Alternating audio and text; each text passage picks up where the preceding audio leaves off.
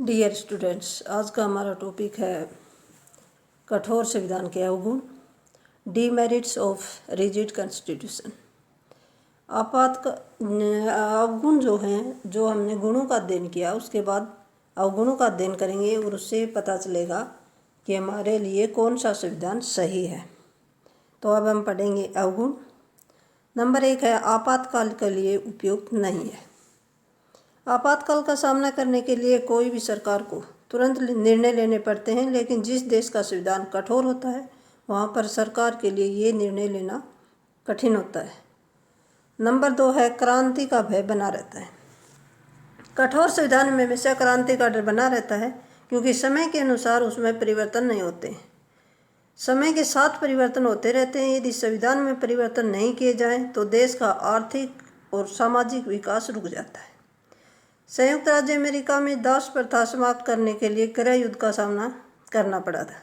ये कठोर संविधान की वजह थी। केंद्र सरकार यानी कि अमेरिकी संसद अपनी मर्जी से संविधान में संशोधन नहीं कर सकती थी और उसमें राज्यों की स्वीकृति लेनी आवश्यक थी, परंतु कुछ राज्य थे जो दास प्रथा को बनाए रखना चाहते थे, इसलिए उसमें संशोधन नहीं कर पाए। अगला पॉइंट है न्यायपालिका अधिक शक्तिशाली बन जाती है। कठोर संविधान लिखित होता है। लिखित संविधान में प्रावधानों की व्याख्या करने का अधिकार सिर्फ न्यायपालिका के पास होता है। न्यायपालिका संविधान की व्याख्या अपनी मनमर्जी से करके तानाशाह बन जाती है। यूएस में न्यायिक पुनर्निरीक्षण की शक्ति सर्वोच्च न्यायालय ने 1803 में मारबरी बनाम मेडिसन के मुकदमे में की थी। अगला पॉइंट है राष्ट्र के विकास में बाधा। कठोर संविधान लोगों की परिवर्तित विचारधारा के अनुसार तत्काल नहीं बदला जा सकता है। इस कारण लोग आगे बढ़ जाते हैं और संविधान पीछे रह जाता है। इसका परिणाम ये होता है कि राष्ट्र का विकास रुक जाता है, लोगों में असंतोष फैल जाता है। 1970 में लोगों की इच्छा अनुसार भारत सरकार ने अपने पुराने राजा महाराजाओं की प्रिवी पर्स को समाप्त करने के लिए संसद में एक संवैधानिक संशोधन पेश किया था। भारतीय संविधान की कठोरता के कारण यह संशोधन विधेयक लोकसभा में पास हो गया, लेकिन राज्यसभा में पास नहीं हुआ।